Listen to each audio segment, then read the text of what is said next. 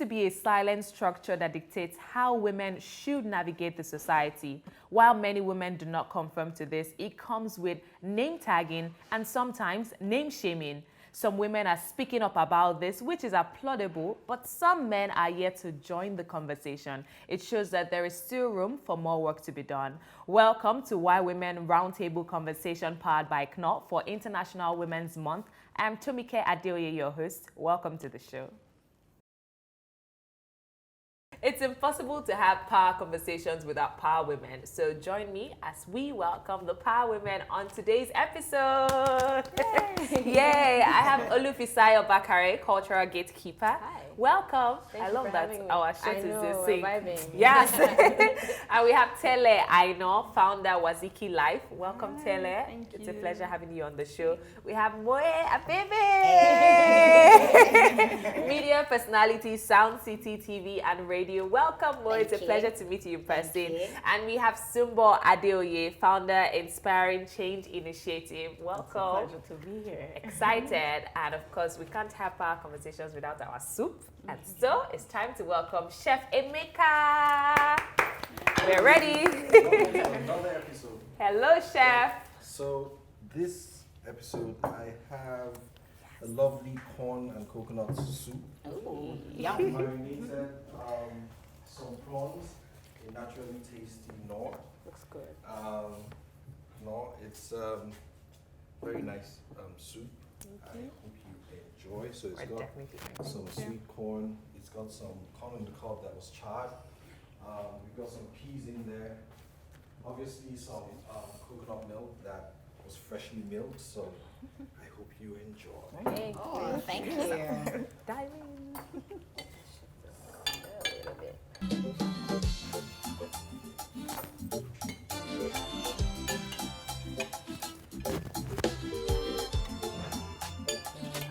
It's good.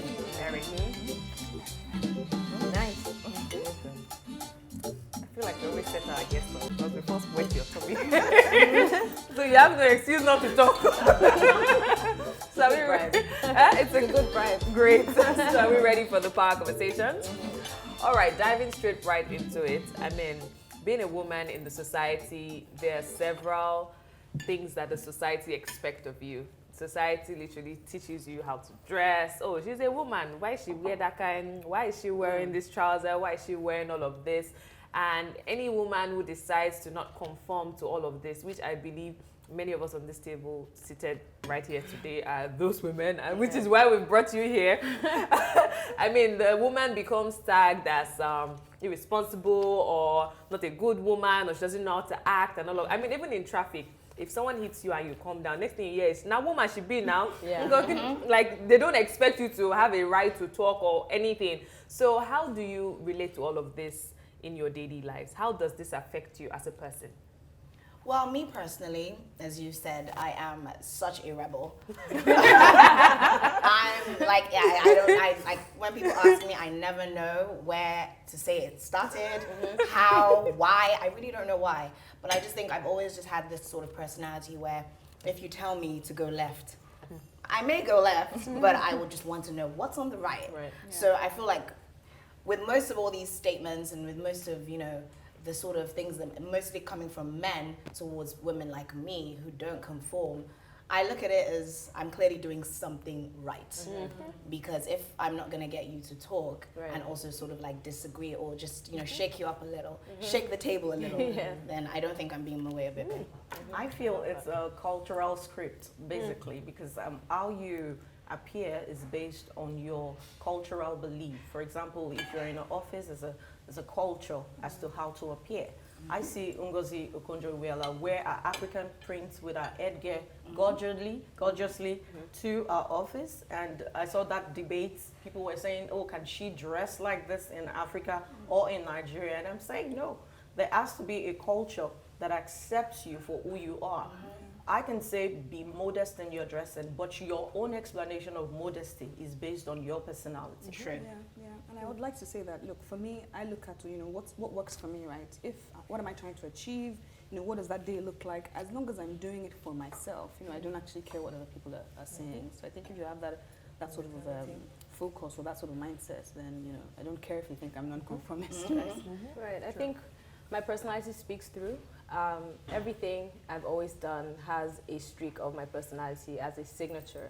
And so I really don't look at the outside world. I don't look at culture. I don't look at my parents. I don't look at my upbringing to dictate what makes me feel comfortable. And usually, because I grew up in a very closed-off setting, I had to kind of find my own self within the confines of that bubble. And I guess I found my own signature, my own voice. The way I am in the world is kind of my own interpretation of how I want to be and how I want to be perceived. So it's not really, I'm very much like Mo in the sense that you can't really tell me what to do and what to wear. But has it always been like this? I mean, 100%. Or was it that you had to learn to, you know, just ignore the noise in the background? Because, I mean, you being a media personality, you are in the public light. Everything you wear, they talk. If you wear these earrings, they're like, oh, it's too big. Why did she wear it? If you wear it, they say, oh, why is she wearing off shoulder? Why is she wearing this? Why are nails long? What? How do you manage to listen to all of that noise and be you and go on TV, do you, and bring what you have to bring to the table? Because some people would even judge you before they even listen to you. And then they say, she's not even a bad presenter. Be like, say she. But how do you get to that point where they now even listen to what you have to say? Did you have to master it over time? I feel like I had to master it over time. I remember when I moved back in 2012. And when I moved back, I remember I had like this mohawk, my hair was shaved, I had this strong British accent, I had long nails. I must have really looked like, who is this? But then I noticed that those questions were in fact actually what still has made me still relevant. You've got to give these people things to talk about. You've got to, for you to actually remain consistent and most importantly remain relevant in my industry. So as soon as I got into the industry, I realized that this is what people like to talk about when it comes to me. Right. How can I milk it? That it's not that I'm too, that I'm selling myself out too much, but I am really and truly being me. And I realized that there's no better version of myself than me. No one can do me better than me. So all I've literally just done is just do me. And if that comes with controversy, It's okay. so be There's no bad publicity.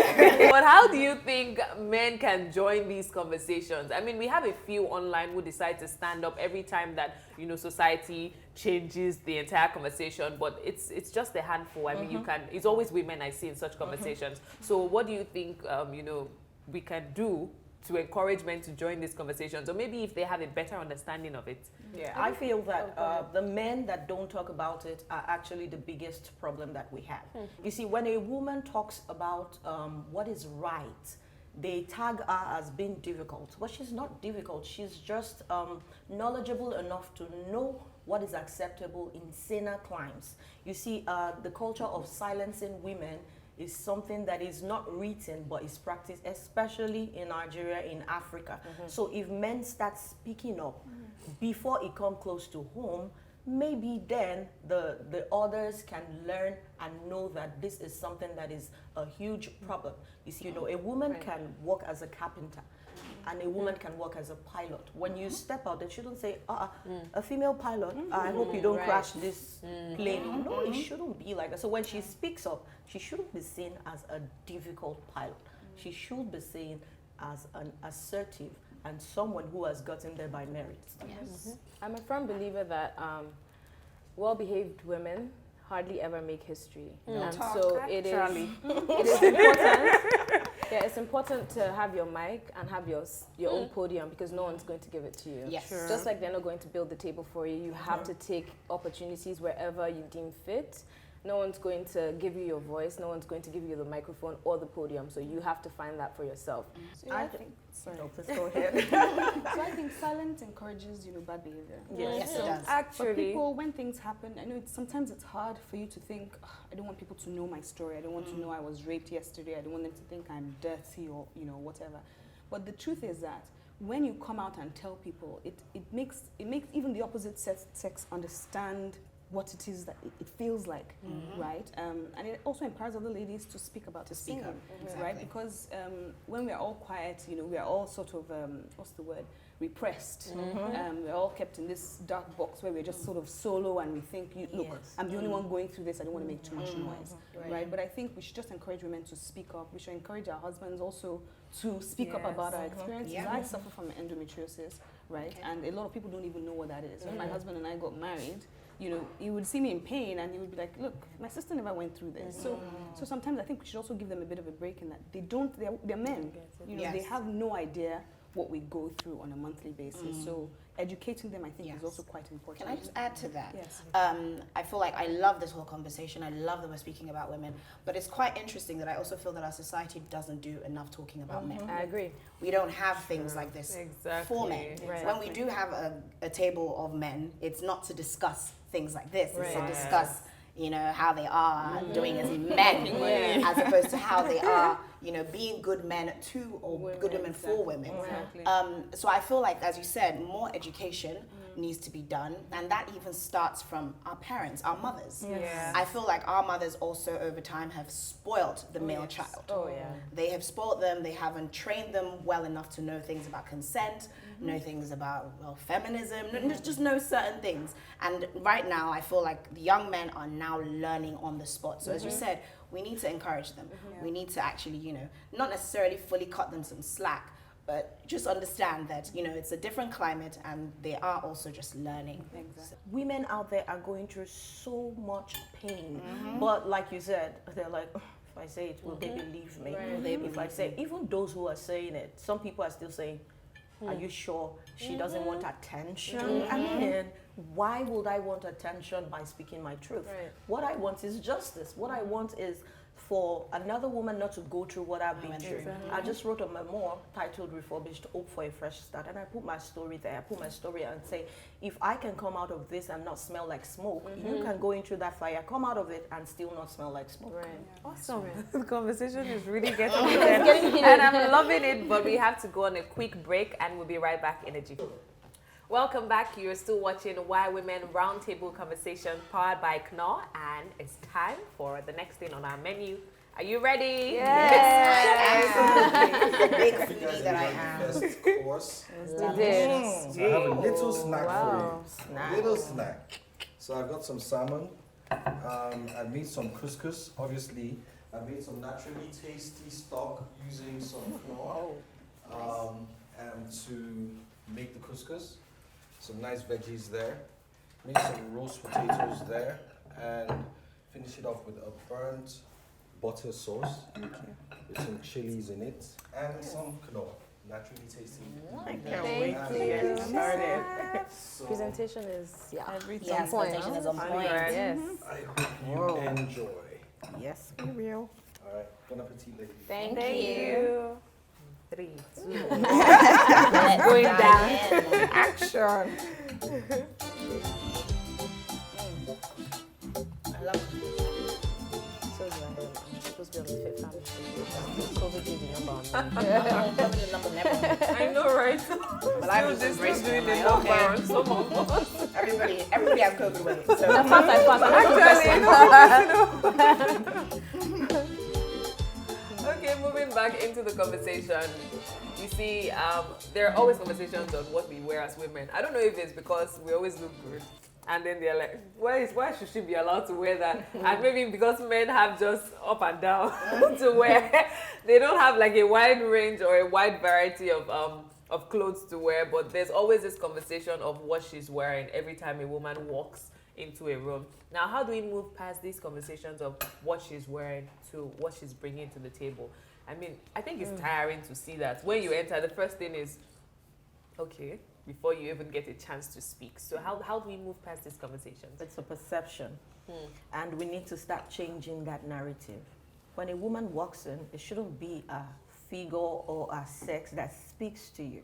It's our confidence. I would advise that every woman should always seek to look confident in whatever it is that they wish to appear in. And then when you step into the room, forget how sexy you look and just bring to the table what you have by merit. For me, on social media, I was very intentional on my platform, The Yellow of Lagos. Shameless plug. I was very intentional not to put my face because I wanted the word to speak for itself. So for about 2 years, no one knew who was behind the brand. Just because, me too, I know say I fine, right? And I didn't want that to be a determining factor on what I was bringing to the table, because it's not really about me, it's about the messaging. And that's how I've been able to kind of show the work first before showing myself. And that's, I don't know, that's how I was able to do it. But when it comes to work in the workplace, I'm in a very male-dominated industry, so I'm a practicing interior architect as well as all the other things I do, which is why I call myself a cultural enthusiast or an entrepreneur. Yeah, a custodian, a gatekeeper. A lot of men are at site, right? I'm always at site, and it's engineers, you know, the clients and stuff. And so my voice has to be louder, it has to be more assertive, it has to be very ignorant of the ignorance that constantly happens, because they will have very sexist comments, and you want to make sure you nip it in the bud so that they don't think they can try it again the next time. And so with things like that, I make sure that I'm very muted when I'm dressed, because first of all, I'm at site, there's no time to be wearing heels at site. It's practical. And secondly, it's whenever they find cause for a sexist remark, I shut it down, and it's very embarrassing for you to be shut down in front of your peers as well. So that's how I do it in the real world. That's very practical. Well, for me, you know, obviously the work we do, TV is quite a tough one. Because it's all really about what people see. So you do have to look attractive. You do have to look sexy. And then even at a point you get in your career where, okay, this is what your brand is. So if you have identified more with a sexy brand, then that's in a sense what you may continue. Right. But what I always tell people, and that's why I absolutely love radio, is that radio finally made people actually take me much more seriously. Right. Like, it was literally like, oh wow, she has a good voice, she has a good body, she looks good, and she actually knows what she's talking about. And because it's radio, you can't see all of those other distractions. So that's, in a sense, how I've, in a sense, been able to overcome it. And I feel like because people know that I'm actually quite a good speaker, I'm intelligent on radio, I have intelligent conversations. So even when it comes to TV, or when it comes to you seeing me in the physical person, and you think that, oh yes, I'm sexy or whatever. But the intelligent the main thing is you know that, oh yeah, she's intelligent. She's a bit work. Yeah, I think I don't prep for sexiness. I just look at everyone as you know, asexual. You know, everyone is here because women also look at you, right? As much as you see, which is true. You know, what is she wearing and all that. So I don't play with those games. Like, I wear whatever I want. If you want to look at my shoes or look at, you know, my top, you know, that's your business. But what I just do is ensure that my work speaks for itself, right? So when I'm going to a conference, I'm ready. I know what I'm doing, what I want to talk about, and I leave all those things at the door. I also try my best not to also, you know, put those have impressions of other women, because I think you also have to catch yourself sometimes. And that's me really. So I mean, how do we tackle these issues where we have women who have worked so hard to get all the way to the top, and then because it's a woman that is occupying that position, you see comments like, oh, we know how she got there, we know what she did, we know. I'm not saying these things don't happen. I mean, it happens.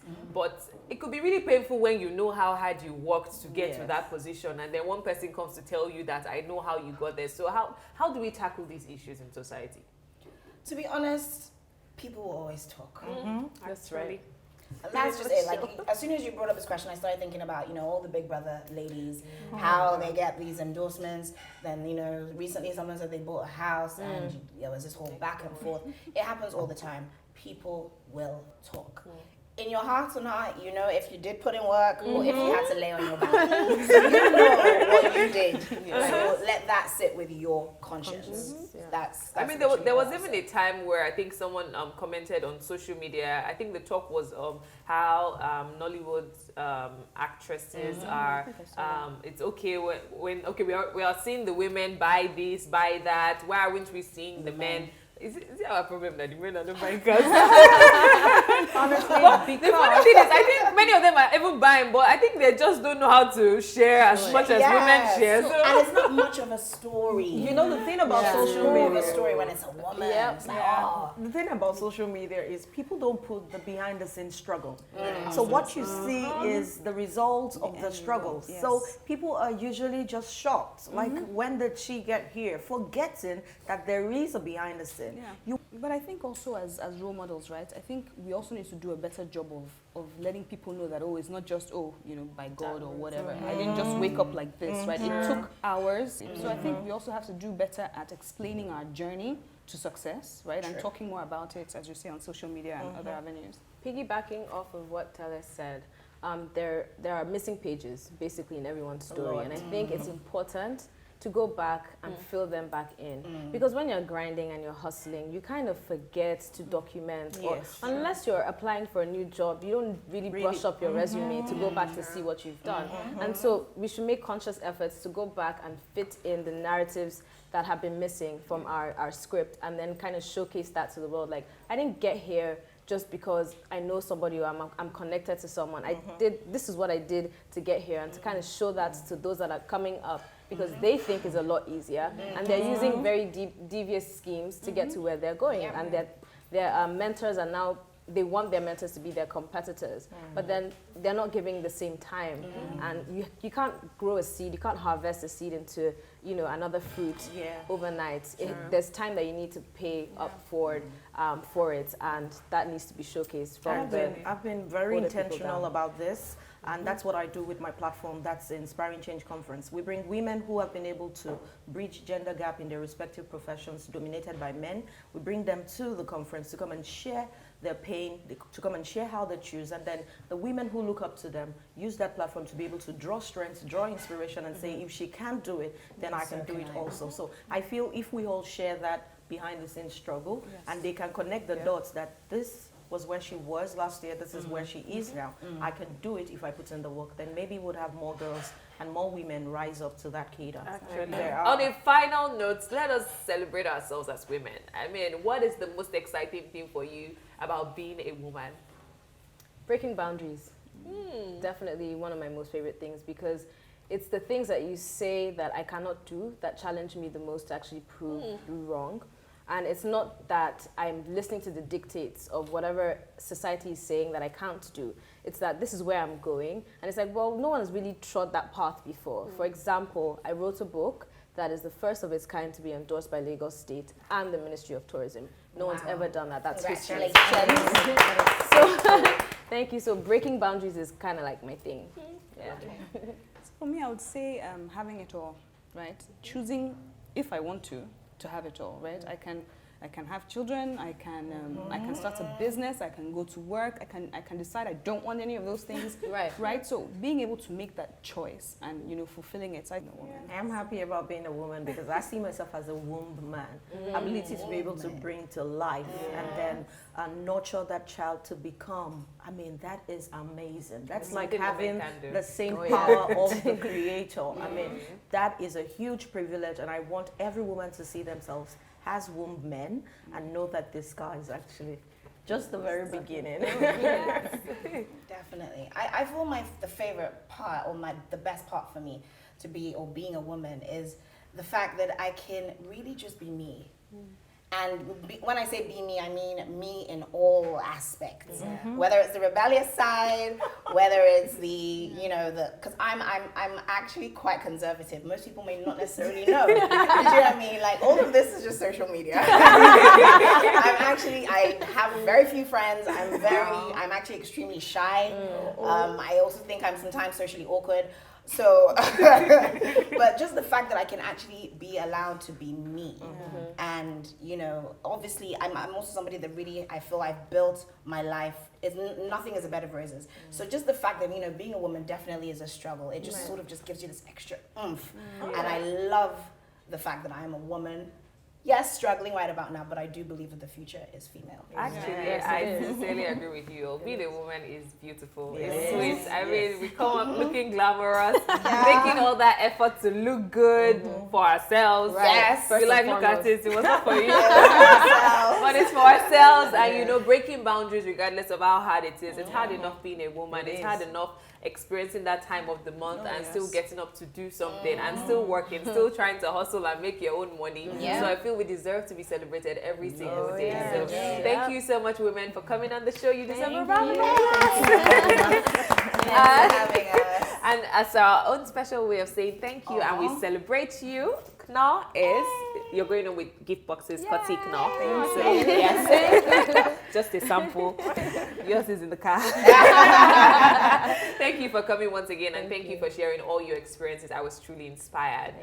Thank you so much for watching this episode of Why Women Roundtable Conversation. We are still celebrating International Women's Month. If you're a woman, I mean, that is more than enough reason to be celebrated. So don't let anybody tell you, what are you celebrating? You know what you're celebrating. We all know, and we celebrate you. I'm Tomike Adeoye, your host. I'll see you next week.